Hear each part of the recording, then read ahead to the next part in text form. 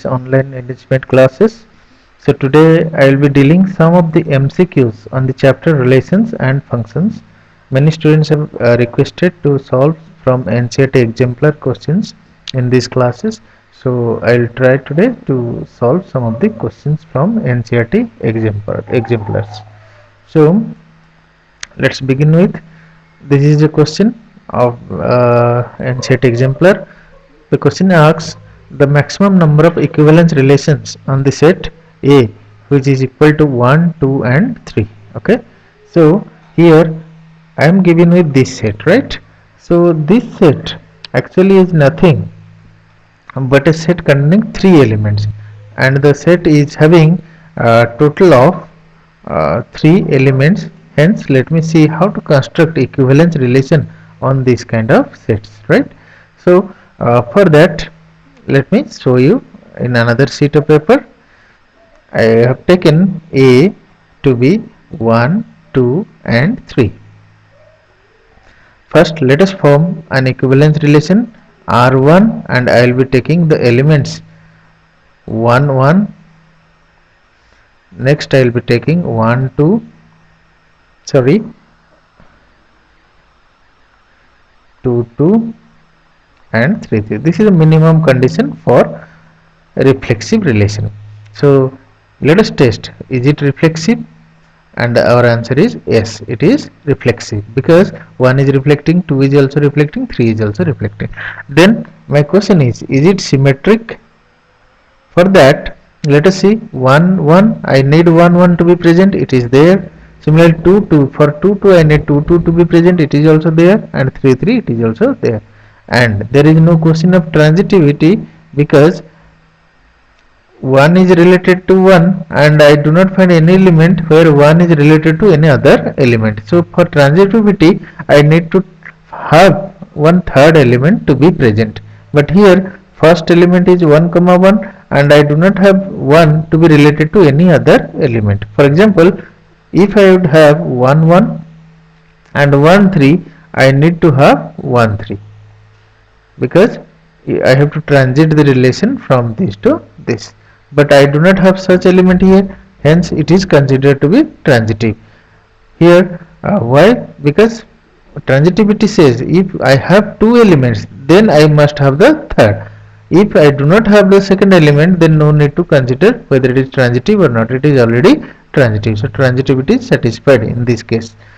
Here also transitivity is satisfied, and here also transitivity is satisfied. Let me take another relation on this set. I have to take this one for reflexive, 3 and 3. It is reflexive. Next I will include another element 1 comma 2. Now up to this they are reflexive as well as symmetric. For 1 2 I need to have 2 comma 1, because for symmetricity if I have 1 2 I must have 2 comma 1. So I must include this element also. Now let us test whether it is transitive or not. It has become symmetric, I have made it symmetric. Transitivity, let us test. 1 relates to 1 and 1 relates to 2. For that I need to have an element called 1 comma 2, which is there, this element itself. I repeat, 1 comma 1 and I have also 1 comma 2, then I must have 1 which is reflecting to 2. So this is very much clear that 1 comma 2 is present over here, hence it is transitive for this case. Next, let us see this element 2 comma 2, again I have 2 comma 1. So 2 comma 2 and 2 comma 1 I am having. You look at this, 2 comma 2 and 2 comma 1 I am having, hence I must have 2 transits to 1. 2 comma 1 must be present. Now look at this, it is present here itself, the element is present. Now for 3 comma 3 I do not have any corresponding element. As I have told, for transitivity I must have a corresponding element. So since I do not have any corresponding element, it is already considered to be transitive. Now look at these two, 1 2, next comes 2 2. For 1 2 and 2 2 I must have 1 2 which is present. Similarly consider this element 2 1 and 1 1. I repeat, 2 1 and 1 1. I must transit, I must have 2 comma 1 and it is present. So this is also a equivalence relation. This satisfies reflexivity, symmetricity as well as transitivity. So it is also an equivalence relation.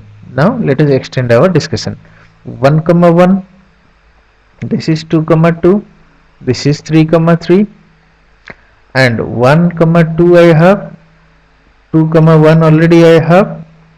I'll extend my discussion to 1 comma 3 suppose. Then for transitivity or whatever symmetricity, I must have here 3 comma 1. So let us put and see whether this relation is reflexive or not. For reflection I need 1 comma 1 present, 2 comma 2 also present, and 3 comma 3 also present. But for symmetric also it was up to this, it was reflexive, symmetric and transitive. Now I have introduced these two elements. Let us see 1 comma 3, 3 comma 1 is present, hence it is symmetric. Now let us see transitivity, very important. Look at this. For this element 1 comma 3, sorry, let us see 1 comma 1 and 1 comma 3, I must have 1 comma 3, it is present. Similarly, look at this 2 comma 1 and 1 comma 3, I must have 2 comma 3. I repeat, for 2 comma 1 and 1 comma 3, 2 comma 1 and 1 comma 3, I must have 2 comma 3, but it is not present, so I must include that one. For including this one to be transitive. Now if I include 2 comma 3, then it is obvious that I must include 3 comma 2 for making it symmetric. Now look at this 1 2 3 4 5 6 7 8 and 9. I think I have included all the 9 elements of A cross A. Look at this, A cross A will have all the 9 elements. So 1 2 3 4 5 6 and 7 8 9. So this relation is also reflexive, symmetric as well as transitive. So total, if a set have 3 elements, then maximum number of equivalence relation I can form is 3. Right? So this is theory that if a set is having 3 elements, then maximum number of equivalence relation which can be formed, it will be equal to 3. Now let's come to our topic. Here the maximum number of equivalence relation on the set 1 comma 2 comma 3 will be equal to 3.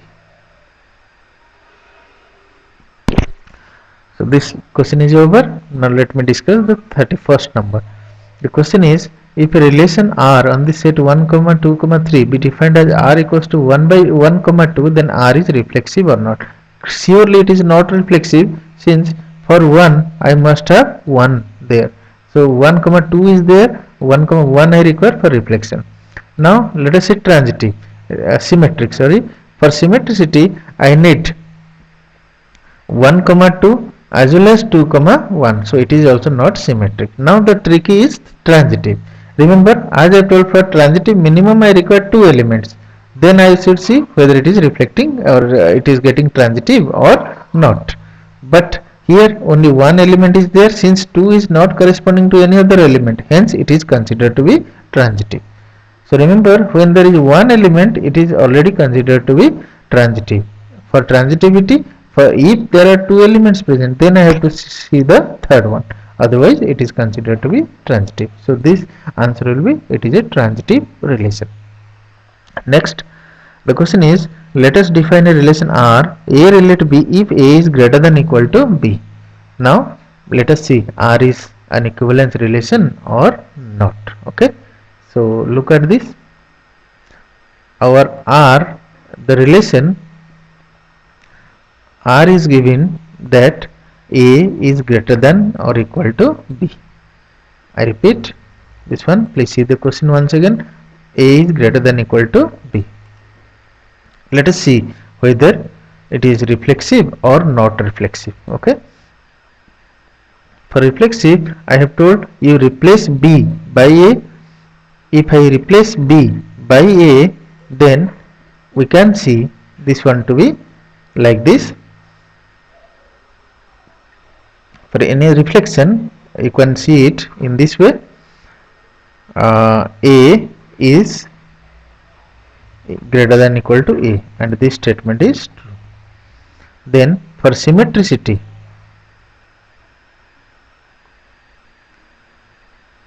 you see, for symmetricity I have A greater than B implies B greater than equal to A. This one is false. And for transitivity, let us see the transitive relationship. If I have like this transitivity, then A greater than equal to B and B greater than equal to C implies A greater than equal to C. This statement is true. If it is true, then this relation is reflexive as well as transitive, but not symmetric of its own, right? So here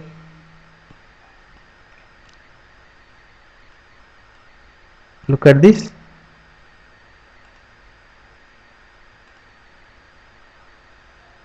I was having this one.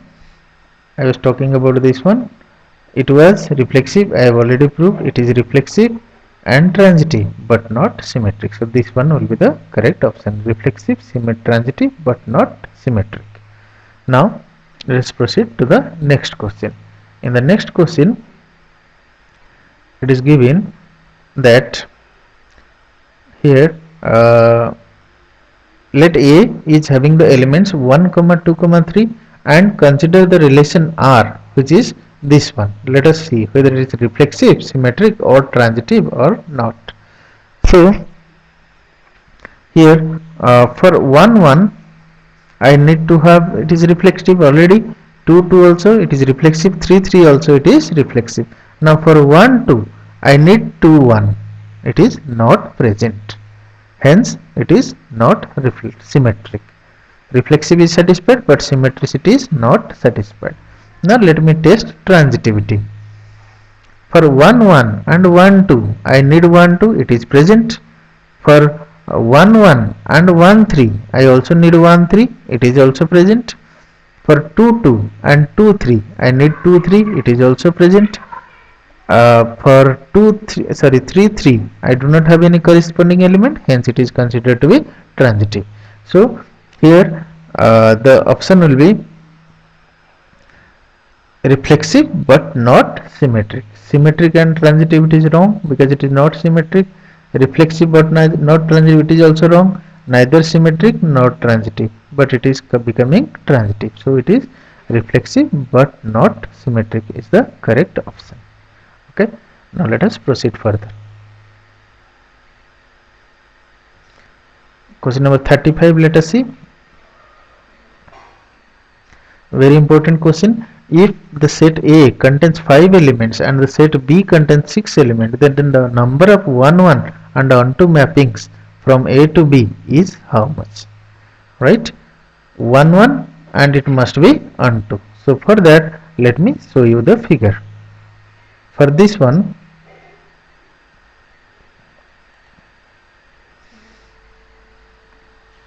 look at this. Suppose I have 5 elements here, 1, 2, 3, 4, 5. Again here I have 1, 2, 3, 4, 5 and 6. Remember, for 1, 1, this one must be satisfied. That means for all these 5 elements I must have 5 options, because 6 options I cannot have, because here if I relate 1 to 1 or 1 to 2, then definitely it will not be a function. So for that, let us analyze the options. A contains 5 elements and the set B contains 6 elements. Then the number of 1, 1 and onto mappings from A to B it will be. Okay. So for 1, 1 mapping, first of all, remember I am having here for this one I am having 6 options. For this one I am having 5 options, because I cannot have 6 options for 2. For 3 I am having 4 options. For 4, for n mapping I have only 3 options, and for 5 I have only 2 options. So the answer will be this will be 6 factorial, which is equal to 720. Okay, so I think it is clear to you. Look at this here. This will be for each element in A. I will have 6 elements. In B for the first element, and for the second I will have 5 options. For third I will have 4 options. This will be for 3 options. Next element there are 2 options. So total number of options will be 720. So number of 1 1 and 1 2 mappings will be 720. Okay, now let us proceed.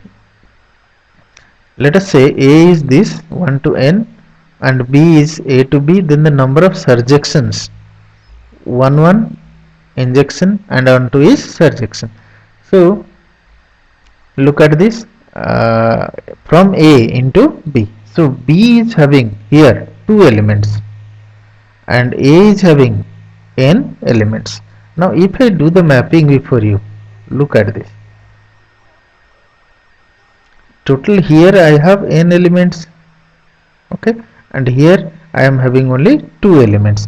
So for surjection I must have 1 element at least for A. So for A I am having n number of options, because I can map A in n number of ways. Now for B I will also have n number of ways. That means it is just permutation of n objects taken 2 at a time.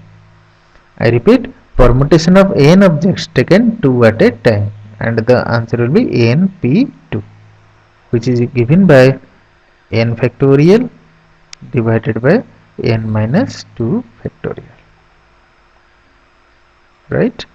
This one I think it is clear to you. Remember, if it is n elements and here 2 elements, the number of surjections will be np2, which is equal to n factorial divided by n minus 2 factorial. Now let us solve the next question.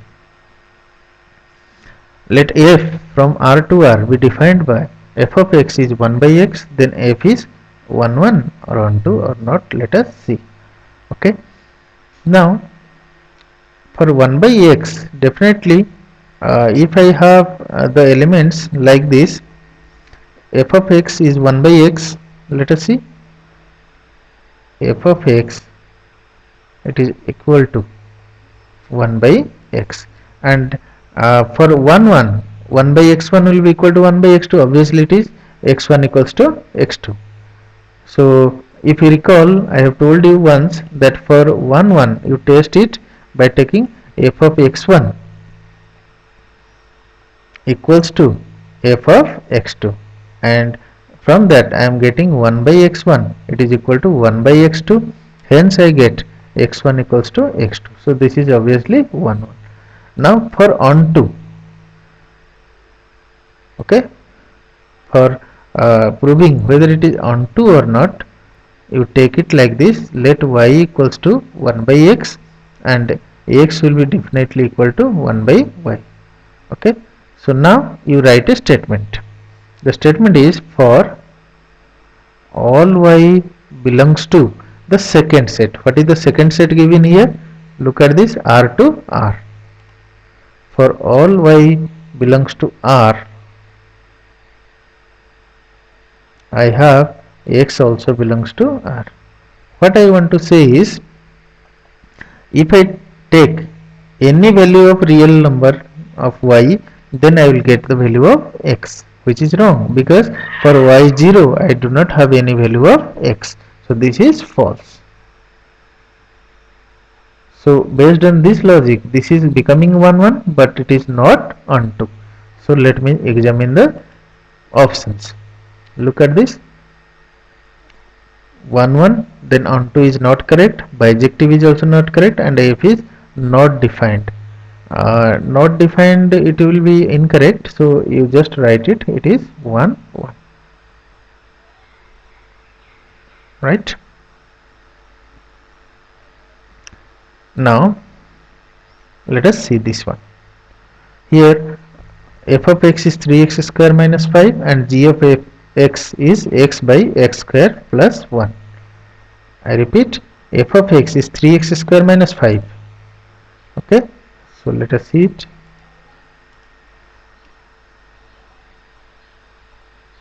F of x, it is equal to 3x square minus 5, and g of x, it is equal to x by x square plus 1. G of x, it is equal to x divided by x square plus 1. Then I have to find, what I have to find? G of f of x. Okay, so let us see this one. G of f of x, which is equal to G of f of x. G of, this is 3x square minus 5, which is equal to, in place of x you put 3x square minus 5, so it will be 3x square minus 5. Then again in place of x I will put 3x square minus 5 its whole square plus 1. So if I see, this will be 3x square minus 5 whole divided by, this is 9x to the power 4 minus 30x square plus 25 plus 1. So it will be 3x square minus 5 divided by 9x to the power 4 minus 30x square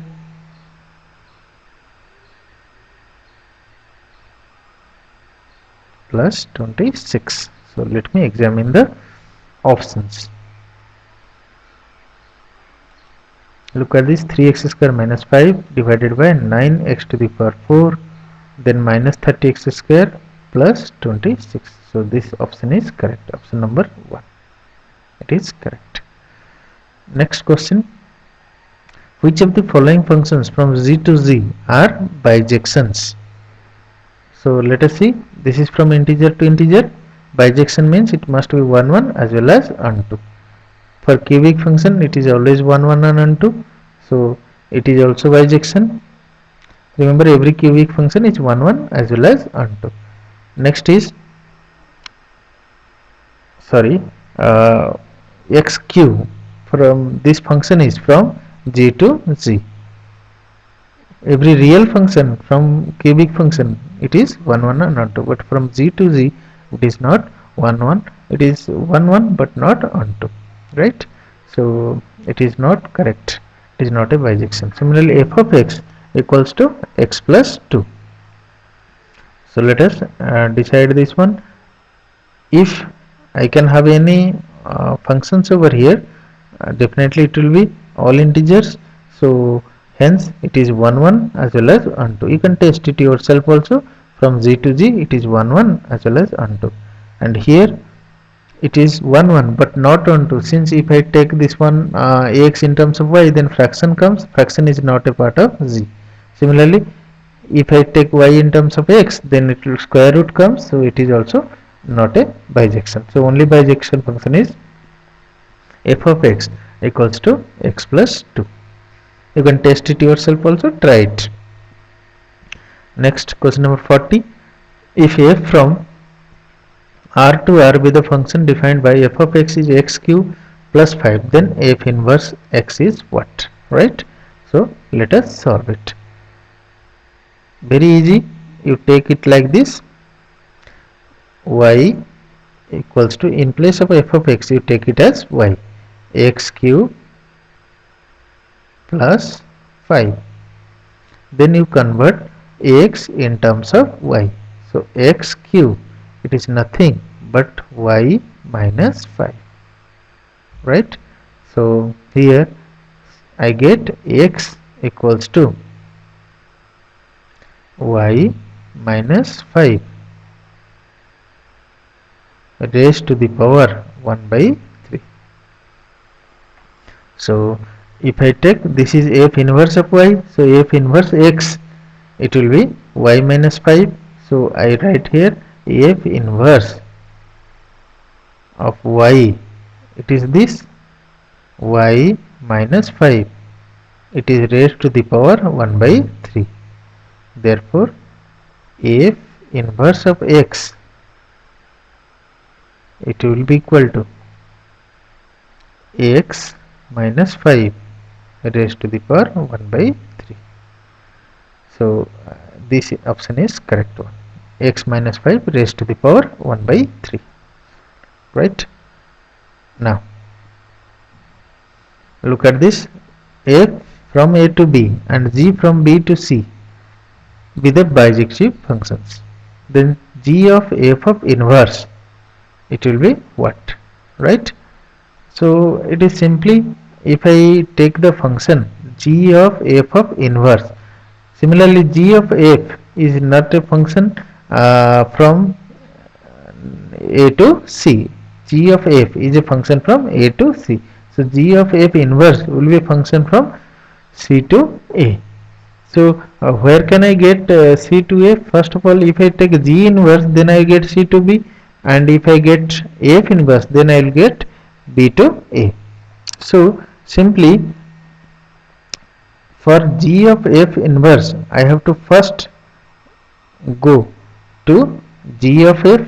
From C to A I have to move. So G inverse, then I have to say F inverse, then only I will get. Look at this.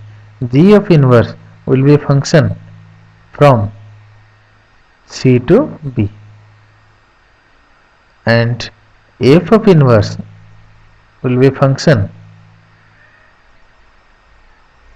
from B to A. Okay, so hence I need a function from C to A, because g of f is a function from A to C. So g of f inverse will be a function from C to A. So first I have to go for G inverse, then I have to go for F inverse. So this is G inverse of F inverse.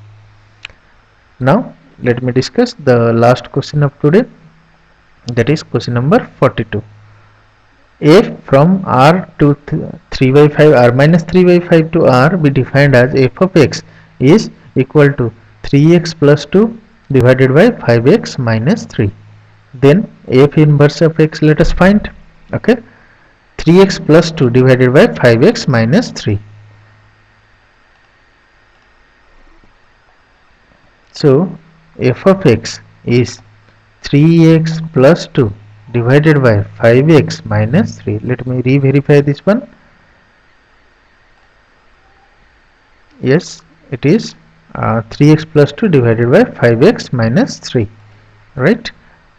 So for inverse, I will be finding first y. Y is 3x plus 2 divided by 5x minus 3. Then I will cross multiply. This is 5xy minus 3y, it is equal to 3x plus 2, then 5xy minus 3x, it is equal to 3y plus 2. So here x will be 5y minus 3 equals to 3y plus 2. So x will be equal to 3y plus 2 divided by 5y minus 3. So this is f inverse of y. If I ask you what is f inverse of x, then what should be your answer? F inverse of x, it will be 3x plus 2 divided by 5x minus 3. So look at this, is it same as the original function? Look at this, this was my original function, hence they are equal. So the option where f inverse equals to f of x is correct, that one will be the correct option. F inverse x equals to f of x. So this option will be the correct one. So now I would like to request to pause this video and see question number 43 to 47. So this is your homework. Pause this video and see this question. Homework is question number 43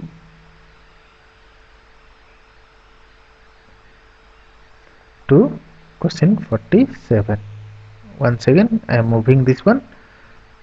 47, 46, this is 45, this is 44, and this one is 43.